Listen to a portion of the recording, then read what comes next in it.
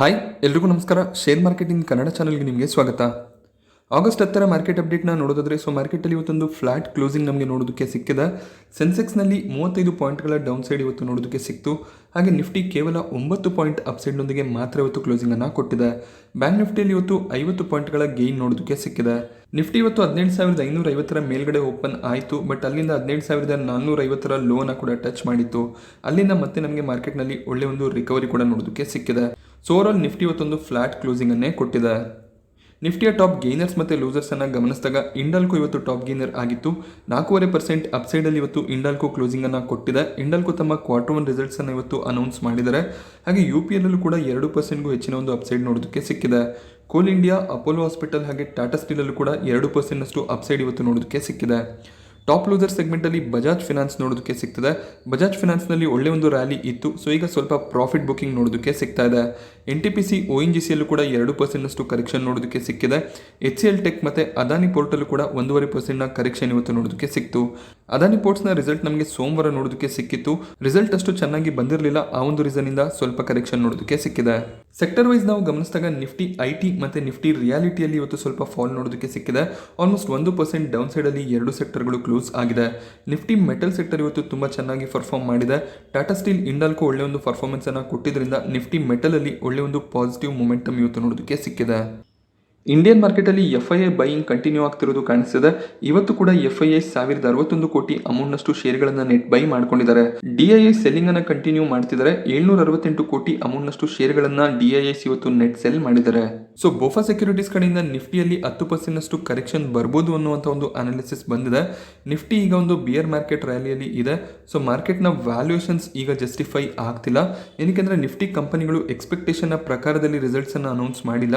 ಆ ಒಂದು ರೀಸನ್ನಿಂದ ಯಾವುದೇ ಒಂದು ಸಮಯದಲ್ಲಿ 10%ನಷ್ಟು ನಿಫ್ಟಿಯಲ್ಲಿ ಕರೆಕ್ಷನ್ ಬರ್ಬೋದು ಅಂತ ಬೋಫಾ ಸೆಕ್ಯೂರಿಟೀಸ್ ಪ್ರಿಡಿಕ್ಟ್ ಮಾಡ್ತಿದ್ದಾರೆ. ಸೊ ಈ ರೀತಿಯ ಪ್ರಿಡಿಕ್ಷನ್ಸ್ಗಳು ಅನಲಿಸ್ಟ್ಗಳ ಕಡೆಯಿಂದ ಬರ್ತಾನೆ ಇರುತ್ತೆ. ಅವ್ರು ಯಾವಾಗ ಮಾರ್ಕೆಟ್ನಲ್ಲಿ ಬಿಯರಿಶ್ ಆಗಿ ಇರ್ತಾರೆ ಆಗ ಈ ರೀತಿಯ ಸ್ಟೇಟ್ಮೆಂಟ್ಸ್ಗಳನ್ನು ಅವರು ಕೊಡ್ತಾ ಹೋಗ್ತಾರೆ. ಬಟ್ ಸ್ಟಿಲ್ ಈಗಲೂ ಕೂಡ ಅಷ್ಟೇ FIIs ಎಲ್ಲಿವರೆಗೂ ಬೈಯಿಂಗನ್ನು ಕಂಟಿನ್ಯೂ ಮಾಡ್ತಾರೆ ಅಲ್ಲಿವರೆಗೂ ಮಾರ್ಕೆಟ್ನಲ್ಲಿ ಸ್ಟ್ರೆಂತ್ ಇದ್ದೇ ಇರುತ್ತೆ. ಹಾಗೆ ಯಾವೊಂದು ಸೆಕ್ಟರ್ಗಳಲ್ಲಿ ಫೋಕಸನ್ನು ಇಡಬೇಕು ಮಾರ್ಕೆಟ್ ಕರೆಕ್ಷನಲ್ಲಿ ಅಂದಾಗ ಫೈನಾನ್ಷಿಯಲ್ ಸೆಕ್ಟರ್, ಬ್ಯಾಂಕಿಂಗ್ ಸೆಕ್ಟರ್ನ ಸ್ಟಾಕ್ಗಳು ಒಳ್ಳೆಯ ಒಂದು ಪರ್ಫಾರ್ಮೆನ್ಸನ್ನು ಕೊಡ್ಬೋದು. ಹಾಗೆ FMCG ಸೆಕ್ಟರ್ ಕೂಡ ಡಿಫೆನ್ಸಿವ್ ಆಗಿ ಪರ್ಫಾರ್ಮ್ ಮಾಡುವಂಥ ಸಾಧ್ಯತೆ ಇರುತ್ತೆ. ಒಳ್ಳೊಳ್ಳೆ ಆಟೋ ಸೆಕ್ಟರ್ನ ಕಂಪನಿಗಳು ಒಳ್ಳೆಯ ಒಂದು ಪರ್ಫಾರ್ಮೆನ್ಸನ್ನು ಈ ವರ್ಷದಲ್ಲಿ ಕೊಡುವಂಥ ಸಾಧ್ಯತೆ ಹೆಚ್ಚಾಗಿದೆ. ಭಾರತಿ ಏರ್ಟೆಲ್ ಸೋಮವಾರ ತಮ್ಮ ಕ್ವಾರ್ಟರ್ 1 ರಿಸಲ್ಟ್ಸನ್ನು ಅನೌನ್ಸ್ ಮಾಡಿದ್ರು. ಇಯರ್ ಆನ್ ಇಯರ್ ಪ್ರಾಫಿಟ್ನಲ್ಲಿ ಒಳ್ಳೆ ಒಂದು ಜಂಪ್ ನೋಡೋದಕ್ಕೆ ಸಿಕ್ಕಿತ್ತು. ಇಯರ್ ಆನ್ ಇಯರ್ 467%ನಷ್ಟು ಪ್ರಾಫಿಟ್ಸ್ ಇನ್ಕ್ರೀಸ್ ಆಗಿತ್ತು. ಕ್ವಾರ್ಟರ್ ಆನ್ ಕ್ವಾರ್ಟರ್ ಕಂಪೇರ್ ಮಾಡಿದಾಗ ನಮಗೆ ಪ್ರಾಫಿಟ್ನಲ್ಲಿ ಫಾಲ್ ನೋಡೋದಕ್ಕೆ ಸಿಕ್ಕಿತ್ತು. ಆಲ್ಮೋಸ್ಟ್ 20% ಪ್ರಾಫಿಟ್ ಡೌನ್ ಆಗಿತ್ತು. ಸೊ ಬ್ರೋಕರೇಜ್ಗಳು ತಮ್ಮ ಒಂದು ಟಾರ್ಗೆಟ್ಸನ್ನು ಕೊಟ್ಟಿದ್ದಾರೆ. ಜೆಫ್ರೀಸ್ ಇಲ್ಲಿ 875 ಟಾರ್ಗೆಟನ್ನು ಕೊಟ್ಟು ಬೈ ರೇಟಿಂಗನ್ನು ಕೊಟ್ಟಿದ್ದಾರೆ. ಸೊ ಕ್ವಾರ್ಟರ್ ಆನ್ ಕ್ವಾರ್ಟರ್ ಪ್ರಾಫಿಟ್ನಲ್ಲಿ ಫಾಲ್ ಇದ್ರೂ ಕೂಡ 5G ಸೆಗ್ಮೆಂಟ್ ಹಾಗೆ ಇವರ ARPU ತುಂಬ ಚೆನ್ನಾಗಿ ಗ್ರೋ ಆಗಿದೆ. ಆ ಒಂದು ರೀಸನ್ನಿಂದ ಬ್ರೋಕರೇಜ್ನ ಕಡೆಯಿಂದ ಬೈ ರೇಟಿಂಗ್ಸ್ ನಮಗೆ ಸಿಗ್ತಿರೋದು ಕಾಣಿಸ್ತಾ ಇದೆ. ಹಾಗೆ ಶೇರ್ ಖಾನ್ ಕೂಡ ಇಲ್ಲಿ 850 ಟಾರ್ಗೆಟ್ ಪ್ರೈಸನ್ನು ಫಿಕ್ಸ್ ಮಾಡಿದ್ದಾರೆ. ಮೋತಿಲಾಲ್ ಓಸ್ವಾಲ್ ಕಡೆಯಿಂದ ಕೂಡ 910 ಟಾರ್ಗೆಟ್ ಪ್ರೈಸ್ ನೋಡೋದಕ್ಕೆ ಸಿಗ್ತದೆ. ಸೊ ಈ ಒಂದು ರಿಸಲ್ಟ್ಗೂ ಮುಂಚೆನೇ ಬ್ರೋಕರೇಜ್ಗಳು ತಮ್ಮ ಒಂದು ಟಾರ್ಗೆಟ್ಸನ್ನು ಕೊಟ್ಟಿದ್ರು. ಮೇಜರ್ ಆಗಿ 5G ಸೆಗ್ಮೆಂಟ್ ಏರ್ಟೆಲ್ಗೆ ಪಾಸಿಟಿವ್ ಆಗುತ್ತೆ ಅನ್ನೋದು ಬ್ರೋಕರೇಜ್ನ ವ್ಯೂ ಆಗಿದೆ. ಸೊ ಭಾರತಿ ಏರ್ಟೆಲ್ ಇವತ್ತು 1.5% ಅಪ್ಸೈಡಲ್ಲಿ ಕ್ಲೋಸಿಂಗ್ ಅನ್ನು ಕೊಟ್ಟಿದೆ. ಹಾಗೆ ಬ್ರೋಕರೇಜ್ ಟಾರ್ಗೆಟ್ಸ್ ನಾವು ಅಬ್ಸರ್ವ್ ಮಾಡಿದಾಗ ಕೂಡ 850 ಮೇಲಿನ ಟಾರ್ಗೆಟ್ಸ್ಗಳು ಎಲ್ಲ ಬ್ರೋಕರೇಜ್ನ ಕಡೆಯಿಂದ ನೋಡೋದಕ್ಕೆ ಸಿಗ್ತಾ ಇದೆ. IGL ಕೂಡ ತಮ್ಮ ಕ್ವಾರ್ಟರ್ 1 ರಿಸಲ್ಟ್ಸನ್ನು ನಿನ್ನೆ ಅನೌನ್ಸ್ ಮಾಡಿದ್ರು. ನಿನ್ನೆ ಮಾರ್ಕೆಟ್ ಹಾಲಿಡೇ ಇತ್ತು. ಇವತ್ತು ನಾವು ಶೇರ್ ಪ್ರೈಸ್ನಲ್ಲಿ ಒಳ್ಳೆ ಒಂದು ರ್ಯಾಲಿಯನ್ನು ಅಬ್ಸರ್ವ್ ಮಾಡಬಹುದಾಗಿದೆ. ಆಲ್ಮೋಸ್ಟ್ 6% ಅಪ್ಸೈಡಲ್ಲಿ IGL ಕ್ಲೋಸಿಂಗ್ ಅನ್ನು ಕೊಟ್ಟಿದೆ. ಸೊ ಆಲ್ ಟೈಮ್ ಹೈಯಿಂದ ಆಲ್ಮೋಸ್ಟ್ 50%ನಷ್ಟು ಕರೆಕ್ಟ್ ಆಗಿತ್ತು. ನ್ಯಾಚುರಲ್ ಗ್ಯಾಸ್ ಪ್ರೈಸಸ್ ಜಾಸ್ತಿ ಆಗಿದ್ರಿಂದ ಸ್ವಲ್ಪ ಪ್ಯಾನಿಕ್ ಇತ್ತು ಗ್ಯಾಸ್ ಸೆಕ್ಟರ್ನ ಸ್ಟಾಕ್ಗಳಲ್ಲಿ. ಬಟ್ IGL ಈ ಒಂದು ಕ್ವಾರ್ಟರ್ನಲ್ಲಿ ಒಳ್ಳೆ ಒಂದು ರಿಸಲ್ಟ್ಸ್ ಅನ್ನು ಅನೌನ್ಸ್ ಮಾಡಿದ್ದಾರೆ. ಸೊ ಇವರ revenue year on year quarter on quarter ಜಾಸ್ತಿ ಆಗಿದೆ. ಅದೇ ರೀತಿಯಲ್ಲಿ ಎಕ್ಸ್ಪೆನ್ಸಸ್ ಕೂಡ ಜಾಸ್ತಿ ಆಗ್ತಿರೋದು ಕಾಣಿಸ್ತಿದೆ. ಈ ಕ್ವಾರ್ಟರ್ನಲ್ಲಿ IGL 420 ಕೋಟಿ ಪ್ರಾಫಿಟ್ಸ್ ಅನ್ನು ಡಿಕ್ಲೇರ್ ಮಾಡಿದ್ದಾರೆ. ಕಳೆದ ಕ್ವಾರ್ಟರ್ನಲ್ಲಿ ಇವರು 360 ಕೋಟಿಯಷ್ಟು ಪ್ರಾಫಿಟ್ಸ್ ಅನ್ನು ಡಿಕ್ಲೇರ್ ಮಾಡಿದ್ರು. So quarter on quarter profits increase ಆಗಿದೆ.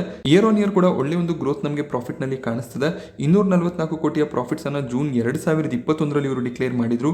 ಸೊ ಈಗ 420 ಕೋಟಿಯ ಪ್ರಾಫಿಟ್ಸ್ ಡಿಕ್ಲೇರ್ ಆಗಿದೆ. ಸೊ ನ್ಯಾಚುರಲ್ ಗ್ಯಾಸಸ್ ಅನ್ನ ಬೈ ಮಾಡ್ಕೊಂಡಾಗ ಇವರ ಪ್ರೈಸ್ ಡಿಫರೆನ್ಸ್ ಅನ್ನು ನೀವು ಅಬ್ಸರ್ವ್ ಮಾಡಬಹುದಾಗುತ್ತೆ. ಜೂನ್ 2021ರಲ್ಲಿ 562 ಕೋಟಿ ಸ್ಪೆಂಡ್ ಮಾಡಿದ್ರು. ಬಟ್ ಈ ಒಂದು ಕ್ವಾರ್ಟರ್ನಲ್ಲಿ ಅವರು 2172 ಕೋಟಿ ಸ್ಪೆಂಡಿಂಗ್ ಅನ್ನ ಮಾಡಿದ್ದಾರೆ. ಸೊ ಅಕಸ್ಮಾತ್ ನ್ಯಾಚುರಲ್ ಗ್ಯಾಸ್ ಪ್ರೈಸಸ್ ಕಂಟ್ರೋಲಲ್ಲಿ ಇದ್ದಿದ್ರೆ ಇನ್ನೂ ಒಳ್ಳೆ ರಿಸಲ್ಟ್ಸನ್ನು ಐಜಿಎಲ್ ಪ್ರೊಡ್ಯೂಸ್ ಮಾಡ್ತಿದ್ರು. HFCL ಮತ್ತು ಕ್ವಾಲ್ಕಾಮ್ ಒಂದು ಅಗ್ರಿಮೆಂಟನ್ನು ಸೈನ್ ಮಾಡಿದರೆ 5G millimetre wave fixed wireless access products ಅನ್ನುವಂಥ ಒಂದು ಪ್ರಾಡಕ್ಟ್ನ ಡಿಸೈನ್ ಮತ್ತು ಡೆವಲಪ್ಮೆಂಟನ್ನು ಇವರು ಮಾಡ್ತಾರೆ. ಆಲ್ರೆಡಿ 5G ಆಪ್ಷನ್ಸ್ ಮುಗ್ದಿದೆ. ಹಾಗೆ Reliance, Bharti Airtel, Vodafone Idea ಹಾಗೆ ಅದಾನಿ ಡೇಟಾ ನೆಟ್ವರ್ಕ್ಸ್ ಕೂಡ ಸೊ ಈ ಒಂದು ಮಿಲಿಮೀಟರ್ ವೇವ್ ಬ್ಯಾಂಡ್ ಅನ್ನ ಪರ್ಚೇಸ್ ಮಾಡ್ಕೊಂಡಿದ್ದಾರೆ. ಸೊ ಎಲ್ಲ ಕಂಪನಿಗಳು ಈ ಒಂದು ಸೆಗ್ಮೆಂಟ್ ಅಲ್ಲಿ ಕೆಲಸ ಮಾಡ್ತಿರೋದ್ರಿಂದ HFCLಗೂ ಕೂಡ ಒಳ್ಳೆ ಒಂದು ಆರ್ಡರ್ಸ್ ಬರುವಂತ ಸಾಧ್ಯತೆ ಇರುತ್ತೆ. ಬಟ್ ಈ ಒಂದು ಆರ್ಡರ್ಸ್ ಗಳಿಂದ HFCL ಯಾವ ರೀತಿಯ ಫೈನಾನ್ಷಿಯಲ್ ರಿಸಲ್ಟ್ಸ್ ಗಳನ್ನ ಡಿಕ್ಲೇರ್ ಮಾಡ್ತಾರೆ ಅದು ತುಂಬಾನೇ ಇಂಪಾರ್ಟೆಂಟ್ ಆಗುತ್ತೆ. ಸ್ಟಾಕ್ ಇವತ್ತು ಫ್ಲಾಟ್ ಆಗಿ ಕ್ಲೋಸ್ ಆಗಿದೆ. 75 ಪ್ರೈಸ್ ಅಲ್ಲಿ HFCL ಟ್ರೇಡ್ ಆಗ್ತಿದೆ. ಮೇಜರ್ ಆಗಿ ಇವರು 5G ಟೆಕ್ನಾಲಜಿಯನ್ನ ನಂಬ್ಕೊಂಡಿದ್ದಾರೆ. 5G ಇಂದ ಒಳ್ಳೆ ಒಂದು ಆರ್ಡರ್ಸ್ ಬರ್ಬೋದು ಅನ್ನುವಂಥ ಒಂದು ಎಕ್ಸ್ಪೆಕ್ಟೇಷನ್ಸ್ ಇದೆ. ಟ್ರೈಡೆಂಟ್ ಅಲ್ಲಿ ಇವತ್ತು 4% ನ ಕರೆಕ್ಷನ್ ನೋಡೋದಕ್ಕೆ ಸಿಕ್ತು. ಬಟ್ ಟ್ರೈಡೆಂಟ್ ಬೆಳಿಗ್ಗೆ 20% ಡೌನ್ ಸೈಡ್ ಅಲ್ಲಿ ಓಪನ್ ಆಗಿತ್ತು. ಬಟ್ ಅದಾದ್ಮೇಲೆ ಒಳ್ಳೆ ಒಂದು ಬೈಯಿಂಗ್ ಟ್ರೈಡೆಂಟ್ ಅಲ್ಲಿ ನೋಡೋದಕ್ಕೆ ಸಿಕ್ಕಿದೆ. ಕಂಪನಿ ನಿನ್ನೆ ತಮ್ಮ Q1 ರಿಸಲ್ಟ್ಸ್ ಅನ್ನು ಅನೌನ್ಸ್ ಮಾಡಿದ್ದಾರೆ. ಸೊ ಇಲ್ಲಿ ಟೋಟಲ್ ಇನ್ಕಮ್ ಅನ್ನು ನಾವು ಗಮನಿಸಿದಾಗ ಕ್ವಾರ್ಟರ್ ಇನ್ಕಮ್ ಕಮ್ಮಿ ಆಗಿದೆ, ಅಂದ್ರೆ ರೆವೆನ್ಯೂ ಕಮ್ಮಿ ಆಗ್ತಿರೋದು ಕಾಣಿಸ್ತಿದೆ. But year on year compare ಮಾಡಿದ್ರೆ ರೆವೆನ್ಯೂ ಜಾಸ್ತಿ ಆಗಿದೆ. ಹಾಗೆ ಇವರ ಎಕ್ಸ್ಪೆನ್ಸಸ್ಗಳನ್ನು ಅಬ್ಸರ್ವ್ ಮಾಡಬಹುದು. ಎಕ್ಸ್ಪೆನ್ಸಸ್ ನಮಗೆ ಇಯರ್ ಆನ್ ಇಯರ್ ಕಮ್ಮಿ ಆಗ್ತಿರೋದು ಕಾಣಿಸ್ತಿದೆ. ಬಟ್ ಕ್ವಾರ್ಟರ್ ಎಕ್ಸ್ಪೆನ್ಸಸ್ ಜಾಸ್ತಿ ಆಗಿದೆ. ಓವರ್ ಆಲ್ ಕಂಪನಿಯ ನೆಟ್ ಪ್ರಾಫಿಟ್ಸ್ ಅನ್ನ ಗಮನಿಸಿದಾಗ ಇವರ ಫಿಗರ್ಸ್ ಏನಿದೆ ಮಿಲಿಯನ್ಸ್ ನಲ್ಲಿದೆ. ಸೊ 129 ಕೋಟಿ ಪ್ರಾಫಿಟ್ಸ್ ಅನ್ನ ಈ ಒಂದು ಕ್ವಾರ್ಟರ್ ನಲ್ಲಿ ಟ್ರೈಡೆಂಟ್ ಡಿಕ್ಲೇರ್ ಮಾಡಿದ್ದಾರೆ. ಕಳೆದ ಕ್ವಾರ್ಟರ್ ನಲ್ಲಿ ಇವರ ಪ್ರಾಫಿಟ್ಸ್ 181 ಕೋಟಿ ಇತ್ತು. ಸೊ ಕ್ವಾರ್ಟರ್ ನಮಗೆ ಪ್ರಾಫಿಟ್ ನಲ್ಲಿ ಫಾಲ್ ಕಾಣಿಸ್ತಿದೆ. ಹಾಗೆ ಇಯರ್ ಆನ್ ಇಯರ್ ಕಂಪೇರ್ ಮಾಡಬಹುದು. ಸೊ ಕಳೆದ ವರ್ಷ ಜೂನ್ 2021ರಲ್ಲಿ ಇವರು 206 ಕೋಟಿಯ ಪ್ರಾಫಿಟ್ಸ್ ಅನ್ನು ಡಿಕ್ಲೇರ್ ಮಾಡಿದ್ರು. ಸೊ ಈ ಕ್ವಾರ್ಟರ್ನಲ್ಲಿ ಪ್ರಾಫಿಟ್ ಕೇವಲ 130 ಕೋಟಿಯಷ್ಟು ಕಾಣಿಸ್ತಿದೆ. So year on year quarter ಟ್ರೈಡೆಂಟ್ನ ಪ್ರಾಫಿಟ್ನಲ್ಲಿ ಫಾಲ್ ಬರ್ತಿದೆ. ಸೊ ಈ ಒಂದು ರಿಸಲ್ಟ್ ನಿನ್ನೆ ಡಿಕ್ಲೇರ್ ಆಗಿದ್ದರಿಂದ ಇವತ್ತು ಸ್ಟಾಕ್ನಲ್ಲಿ ತುಂಬಾನೇ ಕರೆಕ್ಷನ್ ನಮಗೆ ನೋಡೋದಕ್ಕೆ ಸಿಕ್ಕಿತ್ತು. ಬಟ್ ಲೋವರ್ ಲೆವೆಲ್ಸ್ ಇಂದ ಸ್ವಲ್ಪ ಬೈಯಿಂಗ್ ಎಮರ್ಜ್ ಆಗ್ತಿರೋದು ಕೂಡ ಕಾಣಿಸಿದೆ. ಸೊ ಟ್ರೈಡೆಂಟ್ ಕೂಡ ಅಷ್ಟೇ 60 ರೂಪಾಯಿ ರೇಂಜಲ್ಲಿ ಟ್ರೇಡ್ ಆಗ್ತಿದ್ದಂಥ ಸ್ಟಾಕ್ ಈಗ 30 ರೂಪಾಯಿ ರೇಂಜಲ್ಲಿ ಟ್ರೇಡ್ ಆಗ್ತಿದೆ. ಕಂಪನಿ ಯಾವಾಗ ಕ್ವಾರ್ಟರ್ಲಿ ರಿಸಲ್ಟ್ಸ್ಗಳನ್ನ ಚೆನ್ನಾಗಿ ಡಿಕ್ಲೇರ್ ಮಾಡೋದಿಲ್ಲ ಆಗ ನಾವು ಸ್ಟಾಕ್ ಪ್ರೈಸ್ನಲ್ಲಿ ಕರೆಕ್ಷನ್ ಅನ್ನ ಎಕ್ಸ್ಪೆಕ್ಟ್ ಮಾಡಬೇಕಾಗುತ್ತೆ. ಬಟ್ ಖಂಡಿತವಾಗ್ಲೂ ಲಾಂಗ್ ಟರ್ಮ್ಗೆ ಒಳ್ಳೆ ಒಂದು ಕಂಪನಿ ಆಗುತ್ತೆ. ಕೆಲವೊಂದಿಷ್ಟು ಕ್ವಾರ್ಟರ್ಗಳಲ್ಲಿ ಈ ರೀತಿಯ ಪರ್ಫಾರ್ಮೆನ್ಸ್ ಬರುತ್ತೆ. ಕಂಪನಿ ಮುಂಬರುವ ಕ್ವಾರ್ಟರ್ಗಳಲ್ಲಿ ಒಳ್ಳೆ ಒಂದು ರಿಸಲ್ಟ್ಸ್ ಅನ್ನು ಅನೌನ್ಸ್ ಮಾಡಿದ್ರೆ ಮತ್ತೆ ಶೇರ್ ಪ್ರೈಸ್ನಲ್ಲಿ ಬೌನ್ಸ್ ಬ್ಯಾಕ್ ಬರುವಂತ ಸಾಧ್ಯತೆ ಇರುತ್ತೆ. ಹಾಗೆ ಟ್ರೈಡೆಂಟ್ ಇಂಟ್ರಿಮ್ ಡಿವಿಡೆಂಡ್ ಅನ್ನು ಕೂಡ ಡಿಕ್ಲೇರ್ ಮಾಡಿದ್ದಾರೆ. 36 ಪೈಸೆಯ ಡಿವಿಡೆಂಡ್ ಡಿಕ್ಲೇರ್ ಆಗಿದೆ.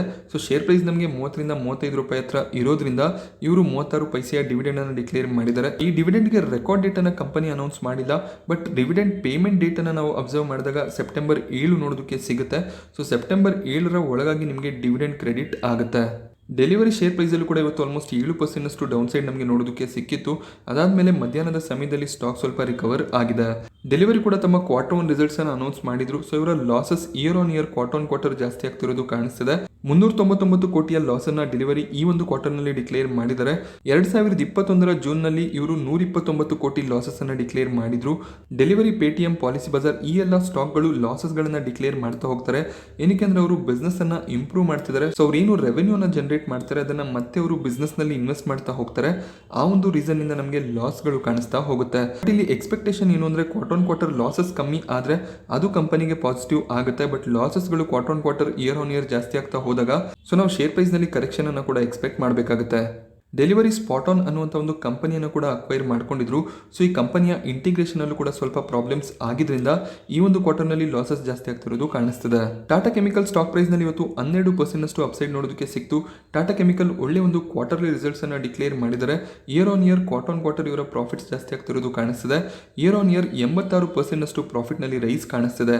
ಈ ಒಂದು ಕ್ವಾರ್ಟರ್ನಲ್ಲಿ ಅವರು 637 ಕೋಟಿ ಪ್ರಾಫಿಟ್ಸ್ ಅನ್ನ ಡಿಕ್ಲೇರ್ ಮಾಡಿದರೆ ಜೂನ್ 2021ರಲ್ಲಿ ಇವರ ಪ್ರಾಫಿಟ್ಸ್ 342 ಕೋಟಿಯಷ್ಟು ಇತ್ತು.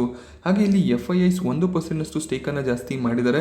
ಹಾಗೆ ಮ್ಯೂಚುವಲ್ ಫಂಡ್ಗಳ ಕಡೆಯಿಂದ ಕೂಡ ಸ್ಟೇಕ್ ರೈಸ್ ಆಗ್ತಿರೋದು ಕಾಣಿಸ್ತಿದೆ. ಸೊ ಓವರ್ ಆಲ್ ಒಳ್ಳೆ ಒಂದು ರಿಸಲ್ಟ್ಸ್ ಟಾಟಾ ಕೆಮಿಕಲ್ ನ ಕಡೆಯಿಂದ ಬಂದಿರೋದ್ರಿಂದ ಆಲ್ ಟೈಮ್ ಹೈ ಹತ್ತತ್ರ ಈಗ ಟಾಟಾ ಕೆಮಿಕಲ್ಸ್ ಟ್ರೇಡ್ ಆಗ್ತಾ ಇದೆ. So finally Shri cement Nifty 50 ಇಂದ ಆಚೆ ಹೋಗುವಂತ ಎಲ್ಲಾ ಸಾಧ್ಯತೆಗಳು ಕೂಡ ಕಾಣಿಸ್ತಿದೆ. ಶ್ರೀ ಸಿಮೆಂಟ್ ಅನ್ನ ಅದಾನಿ ಗ್ರೂಪ್ ನ ಕಂಪನಿ ರಿಪ್ಲೇಸ್ ಮಾಡುತ್ತೆ. ಅದಾನಿ ಎಂಟರ್ಪ್ರೈಸಸ್ ನಿಫ್ಟಿ 50ಗೆ ಎಂಟರ್ ಆಗುತ್ತೆ. ಸೊ ಈ ಒಂದು ರಿಪ್ಲೇಸ್ಮೆಂಟ್ ನ ಅಫಿಷಿಯಲ್ ಅನೌನ್ಸ್ಮೆಂಟ್ ನಮಗೆ ಆಗಸ್ಟ್ ತಿಂಗಳಲ್ಲಿ ನೋಡೋದಕ್ಕೆ ಸಿಗಬಹುದು. ನಿಫ್ಟಿಯ ರಿಪ್ಲೇಸ್ಮೆಂಟ್ ಸೆಪ್ಟೆಂಬರ್ 30ಕ್ಕೆ ಆಗುತ್ತೆ. ಸೊ ಶ್ರೀ ಸಿಮೆಂಟ್ ನಿಫ್ಟಿ 50 ಇಂದ ಆಚೆ ಹೋಗಿ ನಿಫ್ಟಿ 100 ನ ಪಾರ್ಟ್ ಆಗುತ್ತೆ. ಅಂದ್ರೆ ನಿಫ್ಟಿ ನೆಕ್ಸ್ಟ್ 50ಯ ಪಾರ್ಟ್ ಆಗುತ್ತೆ. ಸೊ ನಿಫ್ಟಿ 50ಗೆ ಎಂಟರ್ ಆದಾಗ ಅದಾನಿ ಎಂಟರ್ಪ್ರೈಸಸ್ ಅಲ್ಲಿ 1760 ಕೋಟಿಯ ಹೊಸ ಒಂದು ಬೈಯಿಂಗ್ ನೋಡೋದಕ್ಕೆ ಸಿಗುತ್ತೆ. ನಿಫ್ಟಿ 50 ಸ್ಟಾಕ್ ಗಳಲ್ಲಿ ಇನ್ವೆಸ್ಟ್ ಮಾಡುವಂತಹ ಮ್ಯೂಚುವಲ್ ಫಂಡ್ಗಳು, ETF ಫಂಡ್ಗಳು ಶ್ರೀ ಸಿಮೆಂಟ್ ಅಲ್ಲಿ ಶೇರ್ ಗಳನ್ನ ಸೆಲ್ ಮಾಡಿ ಅದಾನಿ ಎಂಟರ್ಪ್ರೈಸಸ್ ಅಲ್ಲಿ ಶೇರ್ ಗಳನ್ನ ಬೈ ಮಾಡಬೇಕಾಗುತ್ತೆ.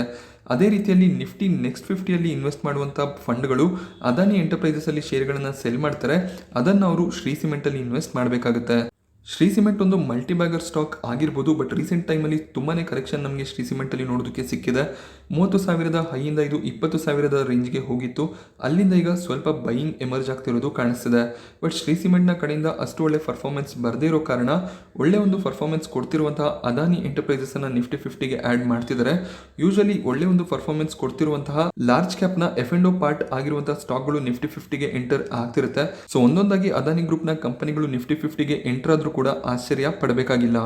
ಸೊ ಅದಾನಿ ಎಂಟರ್ಪ್ರೈಸಸ್ನ ರ್ಯಾಲಿ ಕೂಡ ಅದೇ ರೀತಿಯಲ್ಲಿ ಕಂಟಿನ್ಯೂ ಆಗ್ತದೆ. ಒಳ್ಳೆ ಒಂದು ಮೊಮೆಂಟಮ್ ಅದಾನಿ ಎಂಟರ್ಪ್ರೈಸಸ್ ಅಲ್ಲಿ ನೋಡೋದಕ್ಕೆ ಸಿಗ್ತದೆ. 2,000 ಪ್ರೈಸಲ್ಲಿ ಇದು ಎಕ್ಸ್ಪೆನ್ಸಿವ್ ಆಗಿತ್ತು. 2,800 ಇನ್ನಷ್ಟು ಎಕ್ಸ್ಪೆನ್ಸಿವ್ ಆಗಿರುತ್ತೆ. ಬಟ್ ಯಾವುದೇ ಒಂದು ಕರೆಕ್ಷನ್ನ ಸೂಚನೆಗಳು ಅದಾನಿ ಎಂಟರ್ಪ್ರೈಸಸ್ ಅಲ್ಲಿ ನಮಗೆ ನೋಡೋದಕ್ಕೆ ಸಿಗ್ತಾ ಇಲ್ಲ. ಇವತ್ತು ಶುಗರ್ ಸೆಕ್ಟರ್ನ ಸ್ಟಾಕ್ಗಳಲ್ಲಿ ತುಂಬಾನೇ ಕರೆಕ್ಷನ್ ನೋಡೋದಕ್ಕೆ ಸಿಕ್ತು. ಇದಕ್ಕೆ ಮೇಜರ್ ರೀಸನ್ ಶುಗರ್ ಕೇನ್ನ ಶಾರ್ಟೇಜ್ ಬರ್ಬೋದು ಅನ್ನೋಂಥ ಒಂದು ಎಕ್ಸ್ಪೆಕ್ಟೇಷನ್ ಇದೆ.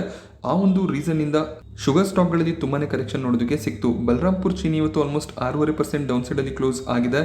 ದ್ವಾರಿಕೇಶ್ ಶುಗರ್ಸ್, ರೇಣುಕಾ ಶುಗರ್ಸ್, ದಾಂಪುರ್ ಶುಗರ್ ಅಲ್ಲೂ ಕೂಡ ತುಂಬಾನೇ ಕರೆಕ್ಷನ್ ನೋಡೋದಕ್ಕೆ ಸಿಕ್ಕಿದೆ.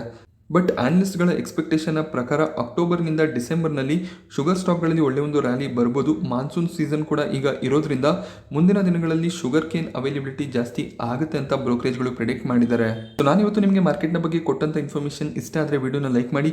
ಹಾಗೆ ಇದೇ ರೀತಿಯ ಮಾರ್ಕೆಟ್ ಅಪ್ಡೇಟ್ಸ್ಗಳಿಗೋಸ್ಕರ ಚಾನಲ್ನ ಸಬ್ಸ್ಕ್ರೈಬ್ ಮಾಡೋದು ಮರಿಬೇಡಿ. Thank you friends.